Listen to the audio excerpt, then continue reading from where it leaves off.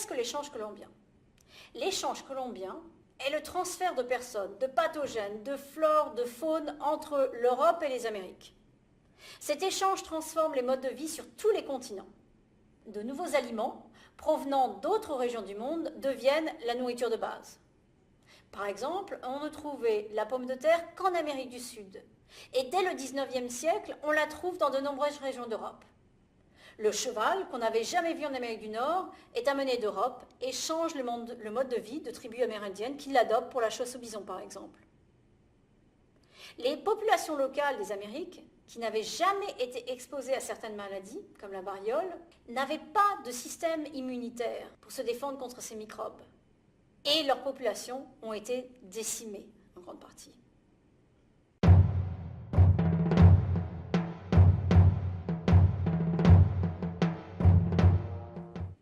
Quelles sont les fondations économiques du pouvoir colonial au Mexique et au Pérou?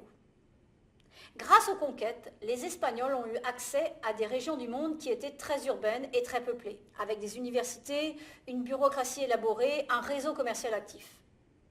Mais la fondation économique des sociétés coloniales se basait sur l'agriculture commerciale, sur de larges propriétés et sur les mines d'or et d'argent.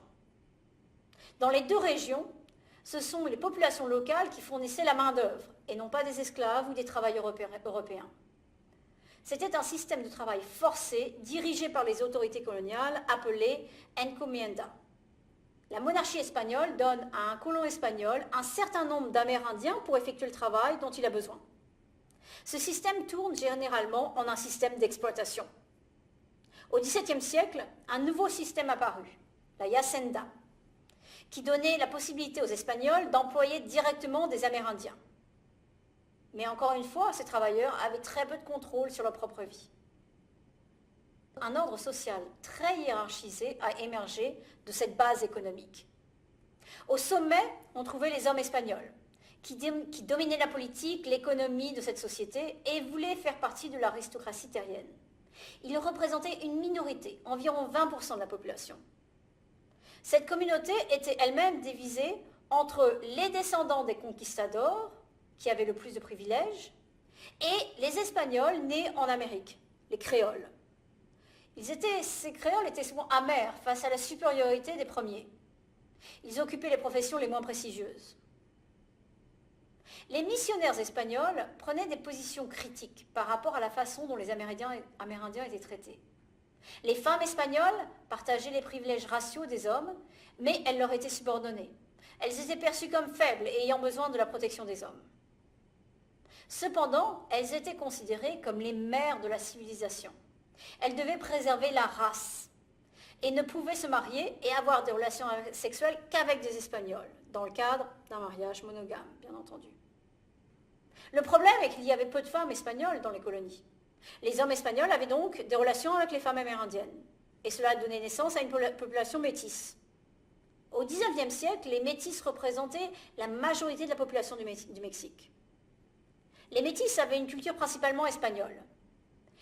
Mais les Espagnols les considéraient comme inférieurs ou illégitimes, car ils n'étaient pas nés de mariage officiel. Mais leur contribution économique en tant qu'artisans ou fonctionnaires a mené à une reconnaissance et ils sont vus comme faisant partie d'un groupe social distinct. Au bas de l'échelle, on trouve les peuples indigènes, que les Européens appelaient les Indiens. Ils ont été grandement touchés par les maladies apportées par les Européens et été exploités. Beaucoup ont appris l'espagnol et se sont convertis au christianisme, mais beaucoup de traditions amérindiennes ont persisté. Les esclaves, eux, étaient très peu nombreux dans ces colonies. Malgré cette hiérarchie, les sociétés coloniales espagnoles, au Mexique et au Pérou, étaient plus fluides et les mélanges raciaux plus fréquents qu'en Amérique du Nord.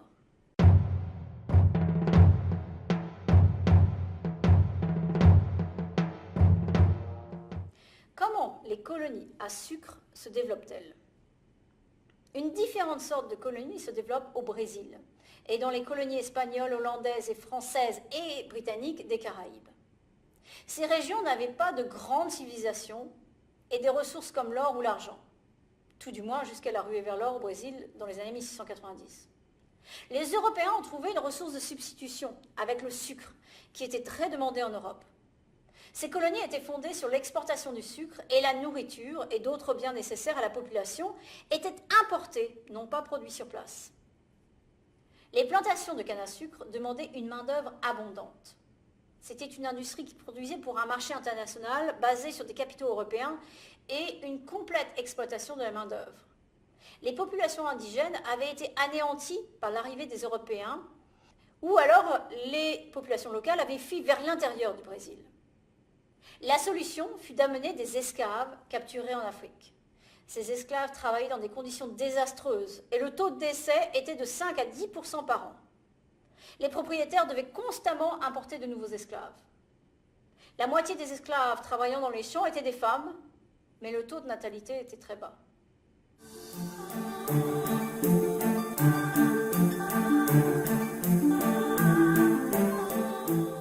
Alors, je vais vous parler un petit peu de l'histoire du sucre à partir d'un livre qui s'appelle « La douceur et le pouvoir, la place du sucre dans l'histoire moderne ». Ce livre écrit par Sidney Mintz, il est anthropologue, il propose que le sucre était un acteur majeur de l'histoire. En effet, nous pouvons penser à quelque chose d'aujourd'hui qui représente ce qui était un peu le sucre au début dans les années 1400, 1300, jusqu'à 1600, 1700. Il y avait les élites qui fabriquaient des statues faites en sucre pour démontrer leur richesse. C'était une manière de démontrer qu'ils avaient beaucoup plus d'argent et de luxe que les autres gens. Alors, les maisons de pain d'épices, en effet, c'est un peu une continuation de cette histoire du sucre qui était quelque chose qu'on ne consommait pas nécessairement. C'était en effet pour démontrer la richesse. Mais à partir du XVIe siècle environ, c'est l'âge de découverte où nous voyons, en effet, au début, le sucre venait de l'Asie, de l'Inde, jusqu'à l'Europe. Et ils ont commencé, les Européens qui venaient, je dois essayer de trouver, en effet, ils ne voulaient plus prendre le sucre de l'Asie et de l'Inde. Alors, ils ont essayé, vous savez déjà un peu l'histoire de la soie et des produits comme les épices qui venaient de l'Asie. Alors, les Européens, spécialement de Portugal, ils voulaient trouver une manière de prendre les produits directement de l'Inde ou de l'Asie. Et quand ils sont rentrés dans l'océan Atlantique, ils se sont rendus par erreur au Brésil. Alors c'est là où ils n'ont pas trouvé de l'or. Au début, ils n'ont pas trouvé l'argent. C'est les Espagnols qui ont trouvé ça. Mais les Portugais, ils ont décidé de commencer à cultiver le sucre avec des esclaves qui venaient de l'Afrique. Alors c'est une combinaison spéciale. Quand nous pensions au sucre, on voit une vraie connexion entre le sucre et l'esclavage. Alors, c'est une histoire très noire, parce que il y a beaucoup de violence, beaucoup de gens sont morts à partir de l'esclavage. Et ça a commencé dans l'Atlantique, c'est arrivé au Brésil et dans les îles Caraïbes. Ça commence les Français, les Portugais, les Espagnols, tout le monde s'y met. Et dans l'histoire de Sidney Mintz, revenant à l'histoire Sweetness and Power, ou comme j'ai dit le titre en français parce que le livre est disponible en français, c'est un très bon livre. L'histoire de la Grande-Bretagne est très importante parce que la Grande-Bretagne a commencé à importer beaucoup de sucre. Et c'est le sucre qui a nourri les ouvriers dans la révolution industrielle en Grande-Bretagne. Alors il y a une connexion très forte entre le sucre, l'esclavage et au 19e siècle, les ouvriers qui consommaient beaucoup de thé avec le sucre. Et la Grande-Bretagne maintenant est connue pour avoir un dent sucré, on dit sweet tooth. Et Sidney il essaye de comprendre un peu les origines de cette relation entre l'industrialisme et la révolution industrielle et le sucre, parce que les Anglais ont aussi gagné beaucoup d'argent avec cette combinaison de l'esclavage dans les îles Caraïbes et le sucre et leurs ouvriers qui consommaient le sucre pour travailler de très longues heures. Alors, l'histoire cette liaison forte entre l'esclavage et le sucre, en effet, juste pour terminer un peu la réponse de pourquoi l'importance, on peut voir qu'au début, le sucre prenait beaucoup de travail manuel. Alors, il faisait le sucre à partir des moulins. Il y avait plein d'esclaves qui mettaient la canne à sucre dans les moulins.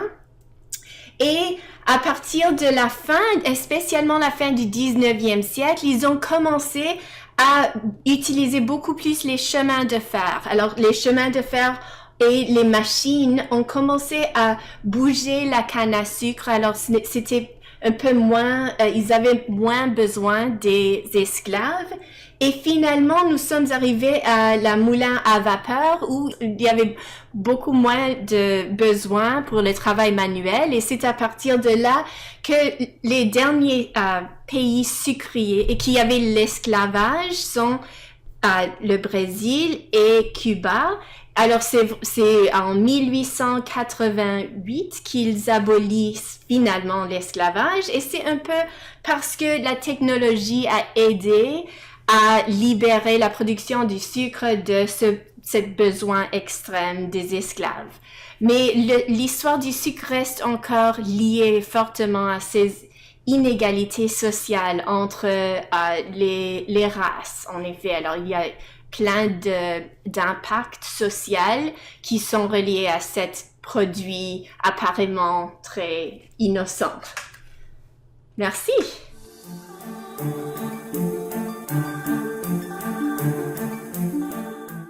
Cette utilisation des esclaves a pour conséquence une composition sociale très différente des colonies mexicaines et péruviennes.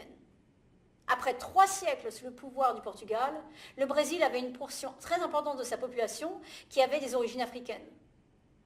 Comme dans les colonies espagnoles, il y eut beaucoup de mélanges raciaux au Brésil, ce qui mena à l'émergence d'un groupe social et racial appelé les mulâtres. En Amérique du Nord, les divisions raciales étaient moins fluides. On reconnaît principalement 3 groupes, les blancs, les noirs, les indigènes. Il y avait bien les métis, mais ils bénéficiaient d'une reconnaissance sociale bien moindre, presque inexistante. 93% de la colonie française d'Haïti, par contre, était composée d'une population d'origine africaine.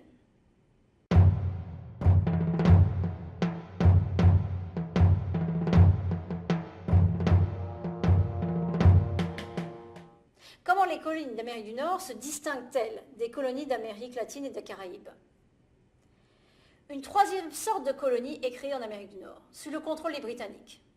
Le scénario était différent des colonies espagnoles et portugaises, car les colonies britanniques ont attiré des colons qui amenaient la culture britannique avec eux, mais d'autres aussi qui cherchaient à échapper aux persécutions en Grande-Bretagne, comme les puritains et les Quakers. De plus, la disponibilité des terres a fait que des personnes de différentes classes sociales sont venues et ont trouvé des opportunités de mobilité sociale. Le résultat est une hiérarchie sociale moins stricte que dans les colonies espagnoles, entre les grands et les petits propriétaires terriens. Les hiérarchies de race et de genre étaient par contre restées très strictes. Des limites étaient imposées sur l'indépendance des femmes et les populations noires, d'esclaves et indigènes étaient au bas de l'échelle sociale. Les colons britanniques sont aussi venus en beaucoup plus grand nombre que les colons espagnols ou portugais. Une similarité est dans l'établissement de grandes plantations dans le sud des États-Unis qui exploitaient le travail d'esclaves d'origine africaine.